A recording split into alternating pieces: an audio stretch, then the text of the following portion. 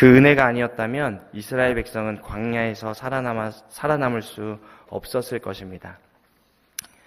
다 같이 말씀을 보면 좋겠는데요. 네, 한 번만 넘겨주시겠습니까?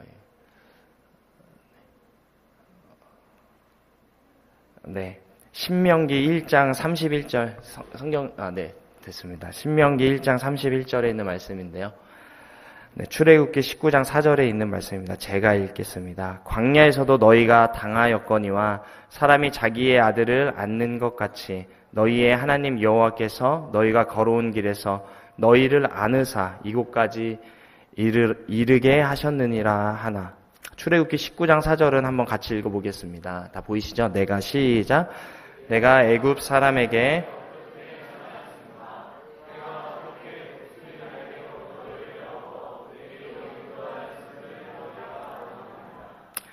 성도님들, 저희가 인생의 광야를 지날 때만 체험할 수 있는 특별한 하나님의 은혜가 있는데요.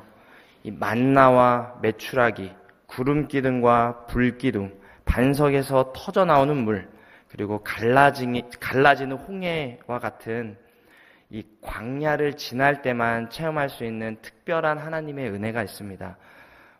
이 광야에서 우리가 오늘 무엇을 배울 수 있는지 한번 살펴보겠는데요. 특별히 광야는요, 누구를 만나는 장소입니까? 네, 하나님을 만나는 장소입니다. 민수기 1장 1절에 보면 이스라엘 자손이 애굽 땅에서 나온 후 둘째 해 둘째 달 첫째 날에 여호와께서 시내 광야 회막에서 모세에게 말씀하여 이르시되 라고 했습니다. 여기에서 이 광야는요, 히브리어로 미드바르라는 말이고 말씀하셨다는 말은 다바르라는 말입니다. 그런데 이 두 단어가 미드바르, 다바르 좀 비슷하잖아요. 이 어원은요, 이 입이라는 뜻을 가졌어요. 입. 이 둘 다 입이라는 뜻을 가졌습니다. 광야와 이 입은 같은 어원을 가지고 있는 것입니다. 민수기 1장 1절에서 하나님이 어디에서 말씀하셨다고 하셨죠? 여기 보시면 민수기 1장에서 하나님이 어디에서 말씀하셨죠? 여호와께서 시내 광야에서 말씀하셨습니다. 광야는 하나님이 말씀하시는 장소입니다. 하나님께서 어디에서 율법을 주셨죠? 시내산에서 율법을 주셨습니다. 또 모세에게, 광야에 있는 모세에게 떨기나무로 나타나셨고요. 또 이스라엘 백성에게 40년간 광야를 돌면서 이스라엘 백성들은 하나님의 음성을 들었습니다. 광야에서 하나님의 말씀을 또 받았습니다. 그래서 그들에게는 광야가 하나님이 말씀하시는 장소였어요. 하나님의 음성을 들으려면 광야로 나가야 한다고 생각했습니다. 네, 여기 제가 성경절을 많이 준비했는데 다 보시면 이사야서에 보면 여기 외치는 자의 소리여 이르되 너희는 광야에서 여호와의 길을 예비하라라고 했고, 누가복음에 보면 이 요한의 얘기가 나오는데 이 침례 요한이죠. 누가복음 3장 2절에 제가 빨간 데로 줄 쳐놓은 곳을 보시면 어디에서 임했죠? 네, 빈들에서 임했습니다. 또 여기 왕상 19장 9절에 보면 엘리야가 그곳 굴에 들어가서 거기에 머물 때 여호와의 말씀이 그에게 임했고요. 네, 열왕기상 19장 13장에 또 보면 엘리야가 듣고 겉옷으로 얼굴을 가리고 나가 굴 어귀의 섬에 소리가 그에게 임했습니다. 이렇게 광야, 굴 이런 곳에서 하나님께서 임하시는 것입니다. 마가복음 1장 13절에 보면 또 예수님께서 광야에서 40일을 계시면서 사단에게 시험을 받으시며 들짐승과 함께 계시니 천사들이 수종들더라. 침례 요한도 엘리야도 예수님도 이 광야에서 하나님을 만났습니다. 우리는 광야로 들어가야 합니다. 그곳에서 하나님의 음성을 듣고 하나님을 만나는 경험이 있어야 하는 것입니다. 카톨릭 신학자 까를로 까레또라는 사람이 도시의 광야라는 책에서 이렇게 얘기했습니다. 나날의 생활 속에 광야를 마련하라. 당신이 광야로 갈 수 없거든 당신의 생활 속에 광야를 만들라 라고 했습니다. 또 헨리 나우엔이라는 사람은요, 광야의 영성을 이렇게 얘기했는데, 하나님과 함께 그리고 그분하고만 혼자 있을 수 있는 시간과 장소를 따로 마련하는 것이라고 했습니다. 네, 성도 여러분, 성도 여러분들께서는 광야에서 하나님을 만나고 계신가요? 저는 체험적으로 이 광야에서 하나님을 만나는 경험을 했는데요. 정말 막 이렇게 삶이 힘들고 돈이 없고 내가 할 수 있는 게 없을 때 그때 정말 하나님께서 나와 함께 한다는 것을 느낄 수 있는 절호의 기회인 것 같아요. 제가 힘들었을 때를 지금 생각해 보면 군대나 이런 것보다 다른 건 힘들지 않았는데 캐나다에 있을 때 이렇게 막 힘들진 않았지만 여기서 하나님을 많이 만났습니다. 캐나다에서 제가 정말 좋아하는 친구와 함께 캐나다에 갔는데요. 거기 한인교회에 있으면서 성도 여러분들께 말씀드렸는지 모르겠지만 제가 여기 한국에 있을 때 전도사로 이제 차비로 10만 원을 받았는데 캐나다에서는 700불을 준다 그래서 와 많이 준다. 야 이런 데 가면은 한 달을 생활할 수 있겠구나. 그래서 가면은 공부할 수 있는 기회도 있을 수 있고 일도 할 수 있고 여러 가지 부분 기대를 안고 이제 갔어요. 갔는데 이제 그 700불 주는 게 뭐였냐면 저희 집값이었습니다. 저희 방 빌려준 값이 700불이었어요. 그래서 매달 저에게 들어오는 수입이 하나도 없었습니다. 일을 좀 하려고 했는데 워킹 비자가 아니어서 일을 하는 거는 불법이라는 거예요. 그래서 캐나다에서 일을 하지 말래요. 그래서 공식적으로 일도 할 수 없었습니다. 그러니까 1년을 살아야 되는데 아무 수입이 없고 또 일을 할 수도 없고 그런 데서 이제 딱 이제 캐나다에 가게 된 거예요. 어떻게 해야 될까?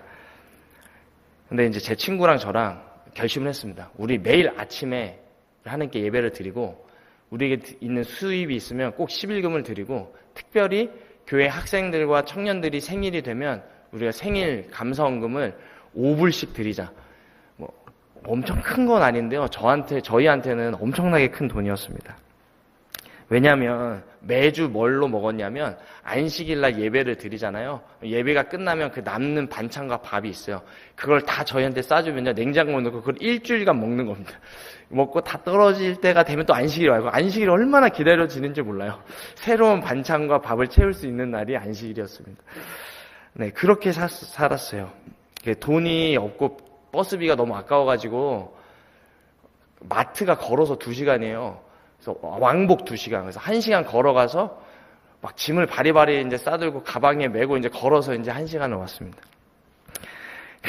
그리고 너무너무 버스도 필요 없고 차도 필요 없고 저희한테 필요한 거는 그저 자전거 하나만 있었으면 좋겠다 했는데 저희를 너무 어여삐 보시는, 가엽게 보시는 어떤 장로님께서 고물을 이제 파시고 이제 그런 거를 이제 운영하셨는데 거기에서 나온 자전거 2대를 딱 주신 거예요. 그래서 너무 신나가지고 야 방문을 다닐 수 있겠다 해서 청년 방문을 갔는데 가다가 오는 길에 페달이 빠졌어요. 그래가지고 자전거를 페달이 빠지고 브레이크가 고장이 나서 내리막길에서 앞에 있는 제 친구 자전거를 받고 저랑 둘이서 이제 넘어져서 막 너무 신나게 웃고 그 자전거 이제 끌고 온 기억이 있습니다. 네, 그렇게 살았어요. 그런데 성도 여러분, 그럼에도 불구하고 매일매일 얼마나 감사하던지 하나님께서 막 과일이 먹고 싶은데 과일이 없으면 이제 친구랑 가만히 어떻게 하면 좋나 이러고 있으면 아침에 출근길에 집사님 한 분이 문을 똑똑 두드리십니다. 그래서 한 번도 먹어본 적이 없었던 그 당시 10몇 년 전이니까 블루베리라는 것을 한 상자 탁 줘가지고 앉은 자리에서 그거 다 먹었어요. 한 상자를. 친구랑 먹고 망고도 주시고 수박도 갖다 주시고 내가 벌이가 없고 할 수 있는 게 없고 아무것도 없을 때 하나님께서는 저에게 임하셨어요. 그래서 도와주시고 일할 수 있는 기회를 주셔서 몰래 막 가서 제가 이 랩 이사의 달인입니다.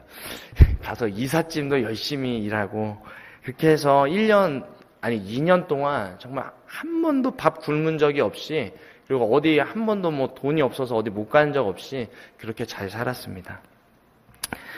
성도 여러분, 우리가 일상에서 광야와 같은 장소, 광야에 머무는 것 같은 시간을 마련해야 합니다. 하나님의 임재를 체험할 수 있는 장소와 시간을 마련하라는 것입니다. 아침에 새벽 시간에, 기도의 시간에 하나님의 임재를 체험할 수 있는 그게 광야일 수 있습니다. 또 말씀 묵상 시간이나 골방에서 기도하는 시간이 우리에게 광야의 시간일 수 있습니다. 우리는 일상생활에서 하나님의 임재를 체험하고 또 하나님의 음성을 들을 수 있는 이 광야를 만들어야 합니다. 이런 광야를 만드는 저와 성도 여러분 됐으면 좋겠습니다. 네, 두 번째는요. 광야는 하나님의 명령에 순종하는 곳인데요.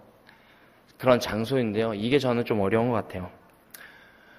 네, 이게 제가 시내산이라는 곳에 확실하진 않지만 여기가 시내산이라 해서 가가지고 제가 모세가 하나님께 십계명을 받은 것처럼 나에게도 주세요 이러면서 사진 한 장 찍었는데요. 출애굽기 25장에 보면 이런 말씀이 있습니다. 너무 글씨가 작으시죠? 제가 한번 읽어보겠습니다. 여호와께서 모세에게 명령하여 이르시되 말씀하여 이르시되 이스라엘 자손에게 명령하여, 명령입니다. 내게 예물을 가져오라 하고 기쁜 마음으로 내는 자가 내게 바치는 모든 것을 너희는 받을지니라. 너희가 그들에게서 받을 예물은 이러하니 금과 은과 놋과 청색, 자색, 홍색 실과 가는 배실과 염소 털과 붉은 물 들인 순양의 가죽과 해달의 가죽과 조각목과 등류와 관유에 드는 향료와 분향할 향을 만들 향품과 호마노와 에봇과 흉패에 물릴 보석이니라. 내가 그들 중에 거할 성소를 그들이 나를 위하여 짓되 무릇 내가 내게 보이는 모양대로 장막을 짓고 기구들도 그 모양을 따라 지을지니라. 하나님께서는요, 너무너무 이스라엘 백성을 만나고 싶으셨는데 그 만날 수 있는 방법이 뭐였냐면 성소를 통해서였어요. 그래서 내가 너네 만나줄 테니까 얘들아 제발 성소를 만드는데 이렇게 만들라라고 명령을 했는데 이것을 누구한테 거뒀냐면 누구한테 지금 거뒀죠? 이스라엘 백성한테 명령해서 거뒀습니다. 광야로 나온 이스라엘 백성에게 하나님은 말씀하셨어요. 명령하셨습니다. 시내산에서 하나님은 모세에게 말씀하세요. 내가 너희와 함께 있을 성소를 건축하라. 그런데 이 모든 재료들을 이스라엘 자손들에게 가져오라고 하십니다. 그것도 기쁜 마음으로, 즐거워하는 마음으로 바치는 사람들 것을 받으라고 합니다. 이 이스라엘 백성과 우리의 모습은 참 많이 닮았어요. 네, 그리스도인이 되면 바로 막 가나안으로 들어가는 게 아닙니다. 천국으로 가는 게 아니에요. 우리는 불로 연단을 받아야 합니다. 이 불시험에 통과해야 하는 것입니다. 광야의 여정이 필요해요. 그래서 힘듦과 고난과 역경을 견뎌야 하는 것입니다. 이 애국 같은 세상에서 하나님을 믿기로 결심하고 침례받고 성도가 되면 이제 불행 끝, 행복 시작이면 얼마나 좋겠습니까? 하지만 세상과 끝, 광야의 시작인 것입니다. 이스라엘 백성들은 애굽에서 종생활을 하면서 그냥저냥 잘 살고 있었어요. 그런데 광야에 나오라고 해서 나왔고 많은 것들을 두고 꼭 필요한 것들만 들고 나왔는데 하나님께서는 또 이 꼭 필요한 것들 챙기고 나왔는데 하나님께서 뭘 원하세요? 이스라엘 백성들에게? 예물들을 원하시는 것입니다. 너네 갖고 있는 거 좀 바치라는 거예요. 얼마 안 갖고 나왔는데. 이스라엘 백성의 마음을 확인하는 것입니다. 천지의 주인이신 여호와께서 무엇이 부족해서 인간의 물질을 요구하실까요? 이것은 하나님 홀로 일하시기보다 오직 인간의 작은 정성을 통해 하나님께서 역사하기를 원하시기 때문입니다. 예수님께서도 어린아이에 이 물고기 2마리와 떡 5개로 5,000명을 먹이시는 기적을 베푸셨듯이 하나님께서는 사람의 작은 마음을 원하시는 거예요. 성도 여러분, 그렇다면 어떠한 마음으로 하나님께 이 예물을 드려야 할까요?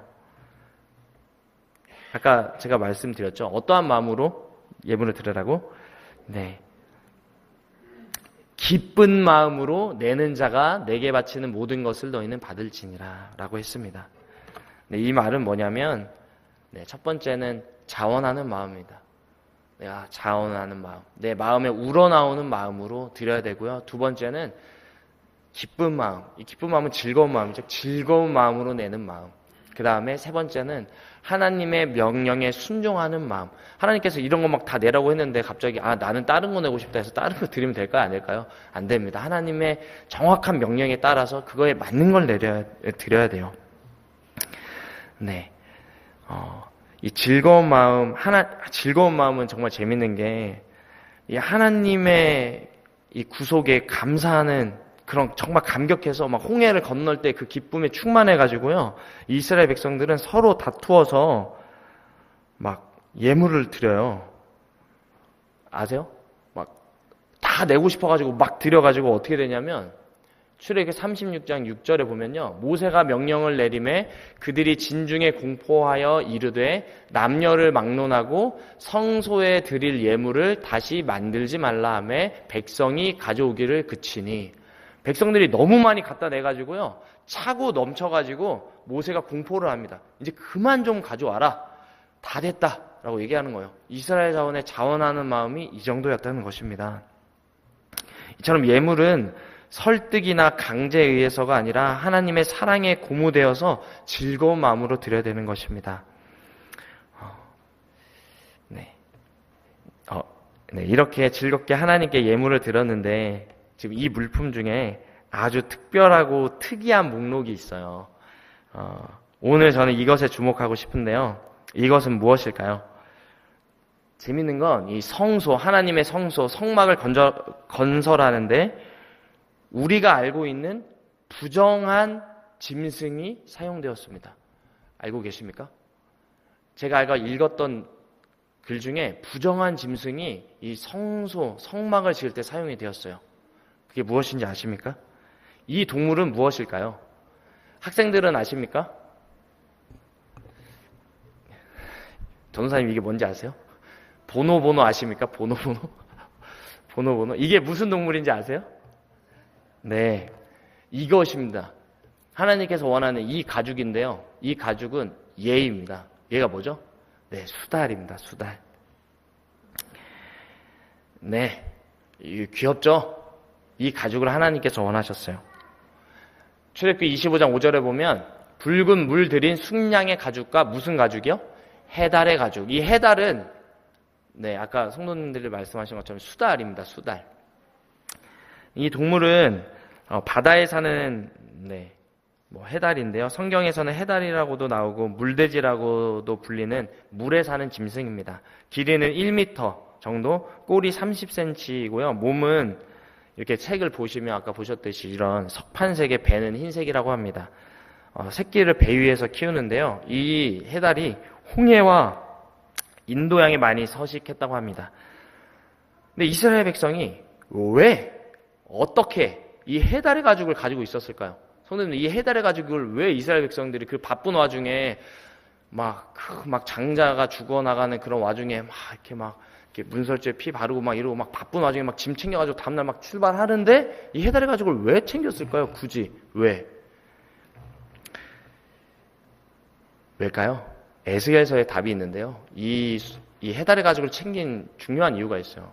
왜냐하면 에스겔 16장 10절에 보면 같이 한번 읽어볼까요? 시작.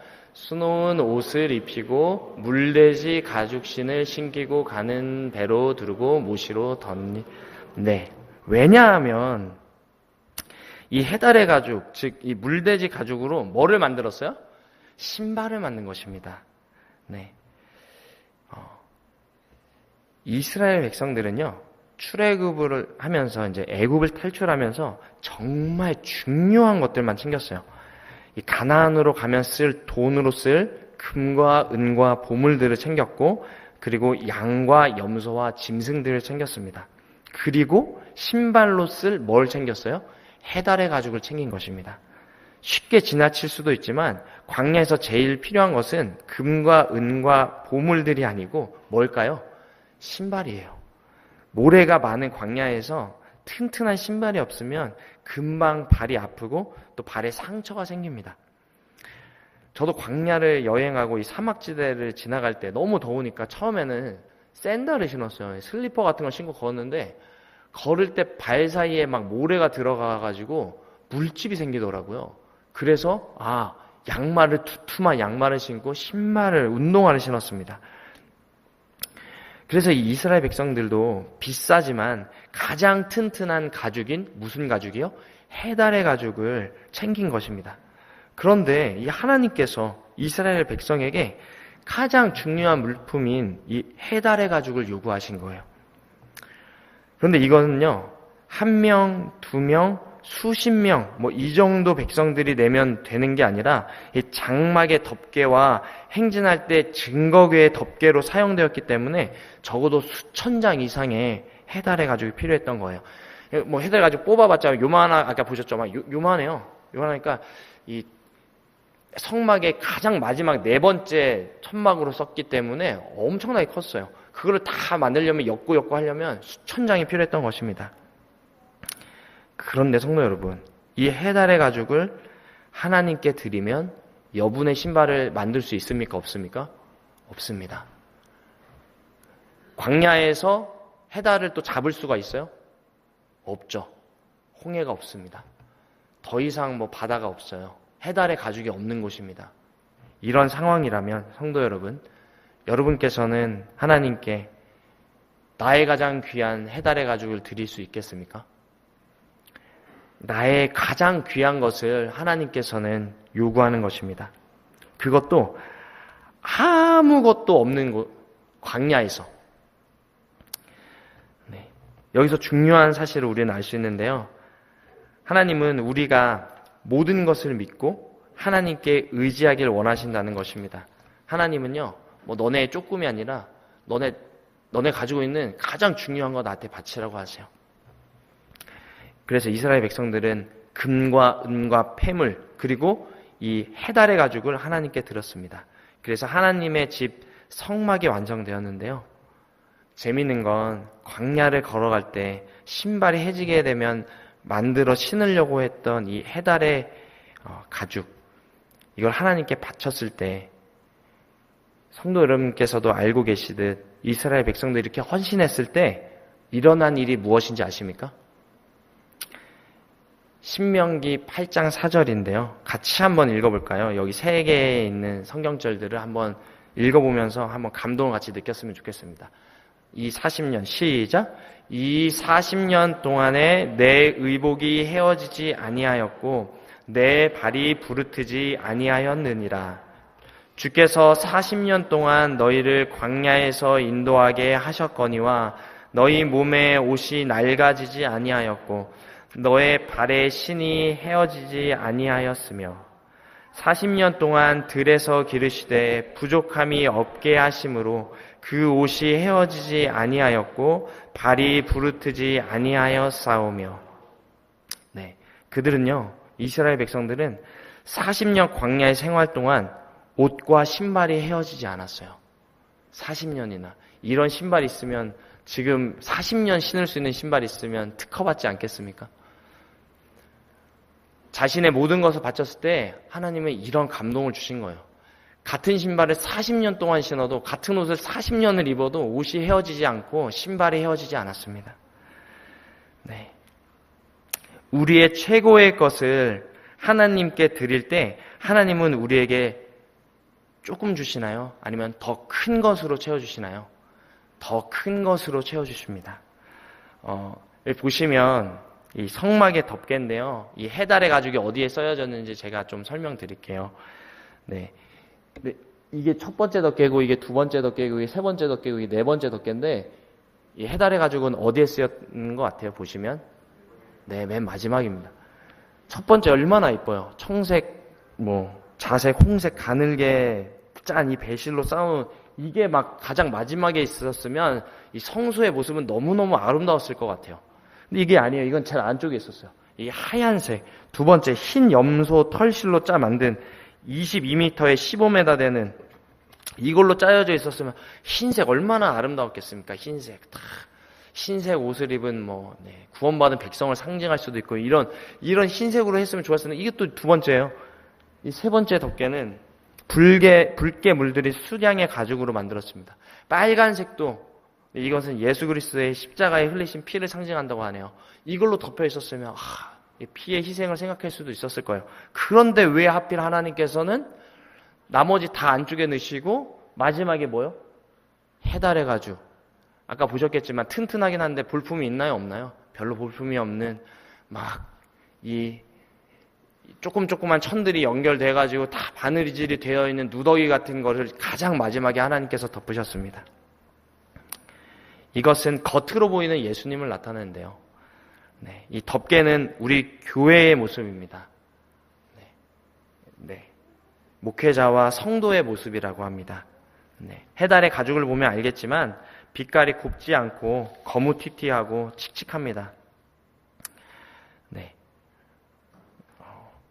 그리고 보면 이게 첫째 덮개고 이게 둘째 덮개고 이게 세 번째 덮개인데 마지막 해달의 가죽을 덮으면 이렇게 돼요. 너무 볼품이 없잖아요. 이 성소의 모습이. 제가 볼 때는 그래요. 왜 하나님이 마지막에 이걸 덮으셨을까? 다른 걸 덮으시지. 수백 수천 장의 가죽들의 실로 바느질을 한 이 천으로 마지막 천막을 만들었습니다. 네, 이 해달의 가죽의 덮개가 마지막에 올라가는데요. 저는 여기에서 하나님의 마음을 조금 보았습니다. 이 해달의 가죽은 저희들이라고 생각이 듭니다. 우리들의 헌신이에요. 그런데 그 크기와 생김새가 다 다릅니다. 어떤 사람의 모양은 타원형이고, 어떤 사람은 세모고, 어떤 사람은 네모고. 그런데 이 모든 것들은 자원에서 하나님의 일을 하는 성도의 모습인 것입니다. 그래서 교회라는 공동체에 하나님을 주인으로 모시고 우리는 다 붙어 있는 거예요. 각자 다른 모양으로. 그래서 가끔 아프기도 합니다. 네, 교회에 여러 행사들이 있죠. 매주 하는 봉사들, 점심 식사당번, 안내, 패스파인더, 청년반, 장년반, 집사회, 장로회, 안나기도반, 또 안식일학교 등 모든 사역들이 있는데요. 그런 사역을 하다 보면 가끔씩 뭐가 생기나요? 마찰도 생기고 가끔씩 마음 상하는 일도 생깁니다. 나는 이렇게 생각하는데 저 집사님은 왜, 저 장로님은 왜, 저 목사님은 왜 이렇게 생각하시지? 왜일까요? 왜냐하면 각자 다른 해달의 가죽의 모습을 가지고 있기 때문입니다. 잘 안 맞아요. 그래서 이렇게 저렇게 막 바느질을 하면서 아픈 거라고 생각합니다. 이거 아프고 포기하면 막 이렇게 해달의 가죽 꼬매다가 너무 아프니까 포기하면 거기는 어떻게 될까요? 비가 오면 새는 것입니다. 건강한 교회는 이런 다양한 모양의 성도들이 서로 예수님을 주인으로 모시고 하나 되고 뭉치는 것이라고 생각합니다. 우리 교문립교회 이 목사님들과 장로님들과 집사님들 통해서 저는 많이 배워요. 이번에 그 한마음 축제를 하지 않았습니까? 한마음 축제를 하면서 제가 많이 배웠어요. 승부를 할 때는 정말 최선을 다하십니다. 막 서로 막 그냥 이기기 위해서 막 최선을 다해요. 그래서 막 제가 이렇게 룰을 느슨하게 하면 절대 안 됩니다. 막 반칙이 난무해요. 하지만 제가 룰을 정해주면 정확히 그 룰을 맞춰주시고 또 다 맞췄을 때 청팀이건 백팀이건 백팀이건 청팀이건 결과에 승복하시더라고요. 거기서 막 싸우거나 뭐 이런 모습이 안 일어나고 결과에 승복하고 이기거나 지거나 만족하고 그렇게 돌아가시는 모습을 보았습니다. 우리 각자는요, 해달의 가죽 모양으로 교회의 한 부분을 최선을 다해서 지키고 있어요. 어떤 분은 장로님의 모습으로, 어떤 분은 집사의 모습으로, 학생의 모습으로, 전도사의 모습으로, 목사의 모습으로 이 교회의 한 부분을 우리가 다 감당하고 있습니다. 이것이 하나님께서 광야 생활을 선택한 이스라엘 백성들에게 전한 영적 메시지라고 생각해요. 우리가 다 다른 모양으로 가지고 있지만 그것을 공격하고 서로 헐뜯는 게 아니라 인정하고 또 이해하고 그것을 바느질로 서로 같이 엮어매는 게 우리의 일이라고 생각합니다. 네, 또 이 한마음 축제 했을 때 제가 믿음이 좀 부족해서 아무리 많이 와도 한 120명 오겠지라고 저는 생각했어요. 그런데 담임 목사님께서 무슨 소리냐. 야, 시영아, 한 150개 정도를 해야 된다. 그 정도 오실 거다 그랬는데, 진짜 그 150명 이상 되는 분들이 다 오셔가지고, 제가 너무너무 감동했습니다. 아, 뭔가 하나 있을 때, 이 교회는 뭉치는 교회구나라고 생각을 했어요. 네. 성도님, 이 해달의 가죽은요,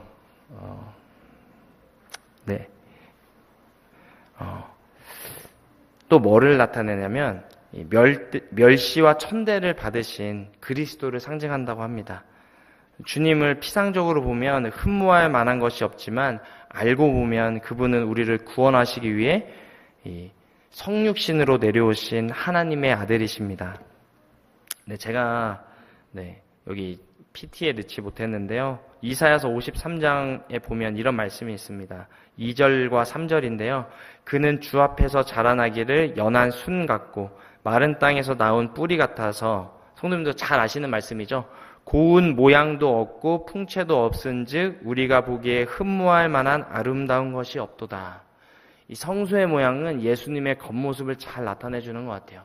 흠모할 만한 것이 없도다. 그런데 그는 멸시를 받아 사람들에게 버림받았으며 간고를 많이 겪었으며 질고를 아는 자라 마치 사람들이 그에게서 얼굴을 가리는 것 같이 멸시를 당하였고 우리도 그를 귀히 여기지 아니하였도다.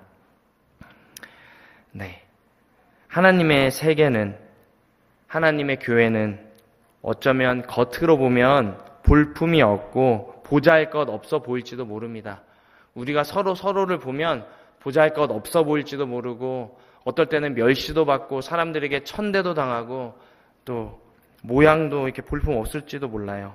그러나 안으로 들어와서 이 덮개를 하나하나 벗겨보면 그 안에는 놀라운 구원의 역사가 있는 것입니다.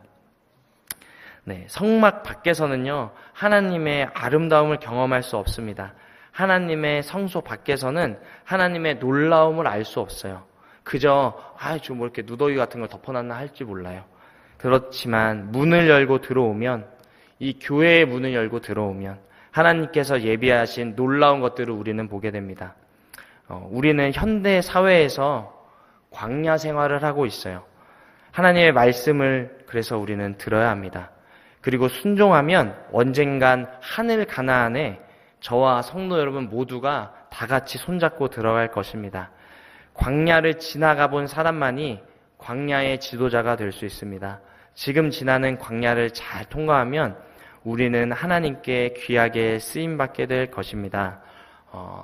오늘 성도 여러분, 이 해달의 가죽을 잘 생각하시면서 우리 광야의 시대에, 인생의 광야길이잖아요. 하나님의 음성을 듣고 그 명령에 순종하는 저와 성도 여러분 되시길 바라며 말씀 마치겠습니다.